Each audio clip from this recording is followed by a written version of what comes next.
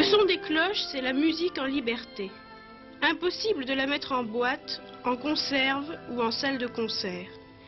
La liberté des cloches sert à définir et limiter, de vallée en alpage, la liberté vagabonde et végétarienne de nos vaches rousses ou blanches, noires ou brunes.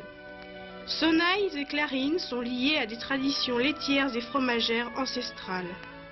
Ce sont celles que perpétue M. Aubertino et sa famille. Nous faisons des cloches depuis à peu près 2 siècles. Dans le temps, notre famille faisait des cloches sur les places des villages, à la demande. Et maintenant, nous sommes établis dans un endroit fixe. Ici à Morteau, après la guerre de 14, nous avons pris la fonderie Bournay, fonderie de cloches d'église. Depuis l'apparition d'un instrument de musique appelé cloche au IVe siècle, le principe de fabrication est demeuré le même. Dans un châssis en 2 parties est centrée une fausse cloche ou modèle. Son volume diffère d'une région à l'autre et son profil varie avec celui des montagnes. Du sable, riche en argile, est tassé tout autour du modèle pour prendre l'empreinte, la forme extérieure de la cloche. Le sable tassé d'abord à la main l'est ensuite au pilon pneumatique. Ce manteau de sable qui coiffe la surface extérieure de la future cloche est la chape. La seconde partie du moule correspondant à l'intérieur de la cloche est le noyau. Pour fabriquer ce noyau, dans le châssis retourné, le sable tassé de la même manière prendra l'empreinte intérieure du modèle.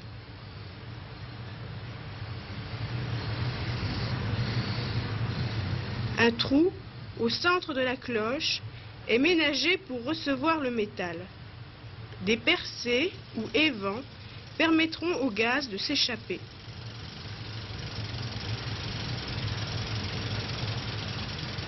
Ce stade de la fabrication ressemble étrangement au jeu des enfants qui font des pâtés de sable sur les plages.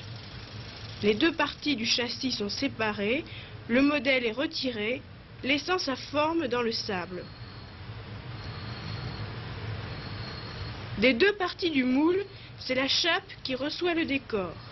De petits seaux métalliques impriment à l'envers dans le sable humide lettres, chiffres et motifs. La cloche n'est plus anonyme.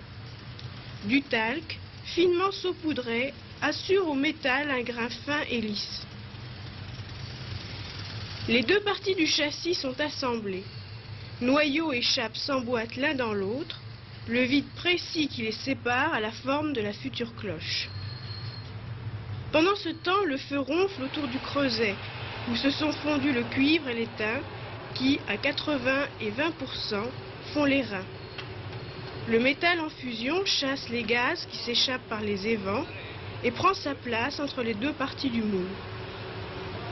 D'une simple idée imprimée dans le sable, la cloche est devenue une chose bien concrète. Le métal coulé refroidit très vite au contact du sable.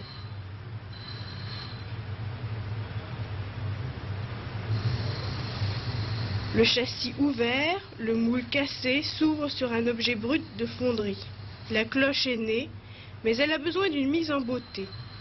Les irrégularités du métal, inhérentes à la coulée, sont meulées. C'est l'ébarbage.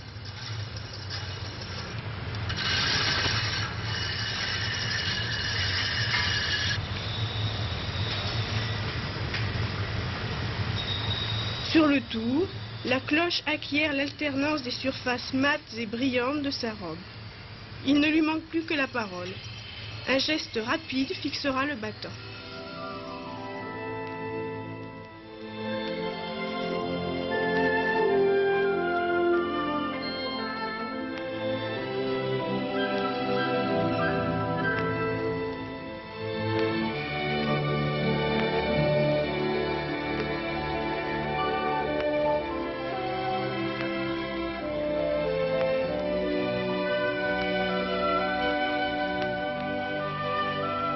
De la vallée ouverte du Jura à celle plus encaissée d'Annecy, l'histoire des cloches commence de la même manière. C'était il y a 2 siècles, des fondeurs ambulants. Monsieur Paccard, est-ce que vous pourriez m'expliquer comment il se fait qu'à Annecy, il y ait une fonderie de cloches? Ceci remonte à déjà fort longtemps. C'était dans la période qui a suivi la Révolution, exactement en 1796. Mon arrière-grand-père, arrière-arrière-grand-père, était alors maire d'une petite commune à côté d'Annecy qui s'appelle Quintal. Et la population avait manifesté le désir d'avoir une cloche. À cette époque, on ne commandait pas les cloches en effonderie. Les fondeurs de cloches étaient ambulants. C'était plus facile de transporter le fondeur que de transporter la cloche. À cette époque, il y avait une ville libre, Carouge, où l'on trouvait des artistes de toutes sortes, et entre autres des fondeurs de cloches. Ce grand-père est donc allé à Carouge, et il a trouvé un homme Piton, qui était fondeur ambulant. Il a demandé à Piton de venir à Quintal, et ce fondeur a demandé un aide. Mon grand-père a répondu, eh bien l'aide, ce sera moi. Et en même temps, il a appris le métier, et il a fondé une fonderie de cloches. Il n'a jamais été lui-même fondeur ambulant, et il a continué à fabriquer des cloches. Il a perfectionné son art, et ensuite ses enfants ont continué, jusqu'à maintenant.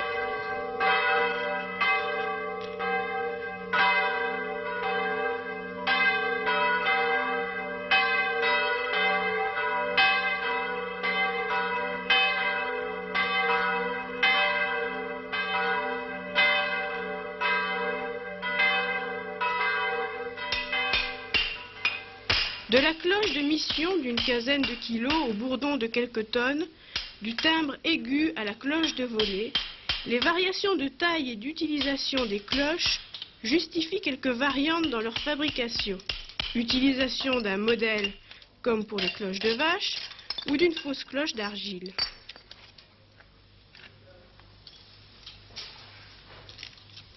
La méthode la plus traditionnelle est de construire un noyau de briques réfractaires recouverte d'une couche d'argile.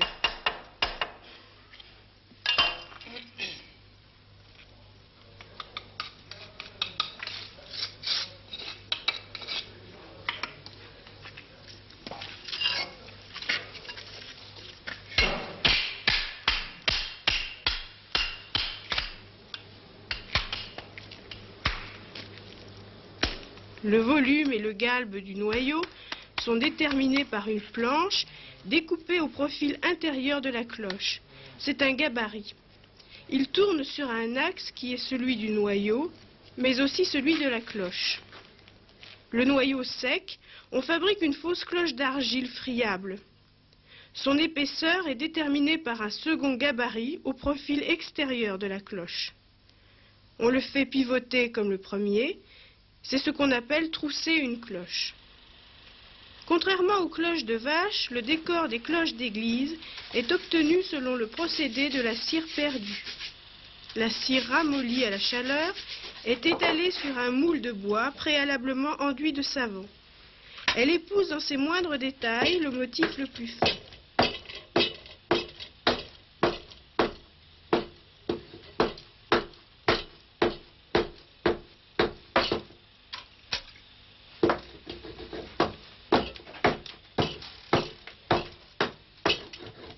Démoulée, la frise de cire va prendre sa place en relief sur la fausse cloche, légèrement chauffée pour faciliter l'adhérence.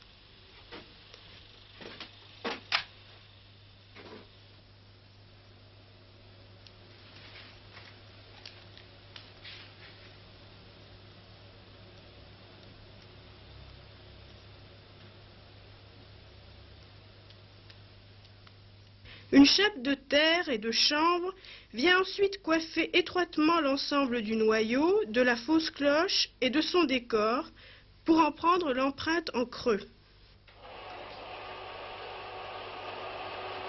Après cuisson ou séchage à l'étuve, les trois parties sont désassemblées.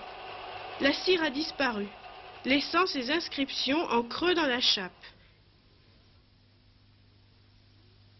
La fausse cloche est cassée si elle est en argile, rangée si elle est en métal.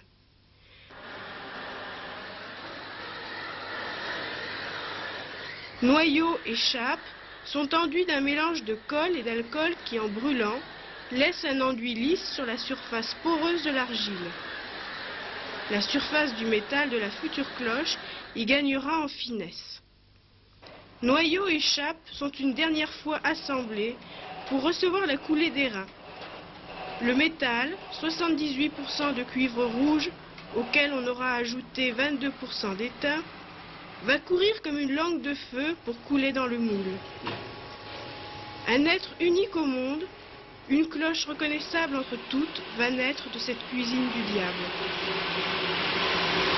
Béni soit le Seigneur Dieu qui accomplit des œuvres merveilleuses. Béni soit à jamais son nom glorieux. Que toute la terre soit remplie de sa gloire. Amen.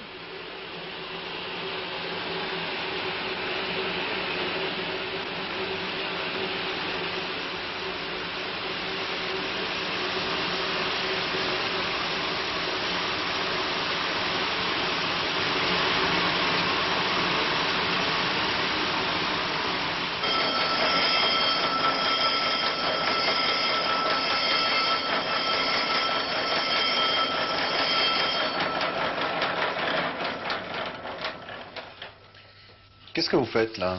Ben là, on accorde les cloches, c'est-à-dire que on accorde chaque note de la cloche en harmonie. Cet appareil envoie des fréquences, donc des vibrations. La note de la cloche produit des vibrations. Il faut mettre ces vibrations en accord. Et une fois que les vibrations sont en accord, on a la même note. Et quand les vibrations sont en accord, on peut regarder l'écart par rapport à la note juste. Mettons, si c'est un Do, on aura des vibrations qui correspondent à un Do, c'est-à-dire 1046 vibrations. Et admettons que la cloche, la note soit plus haute. On aura, mettons, 1064 vibrations. Il faudra donc baisser cette note de 64, pas tout à fait 64 vibrations. C'est-à-dire que par touche successive sur le tour, en enlevant régulièrement un peu de métal, vous abaissez la fréquence. La fréquence, Ouais.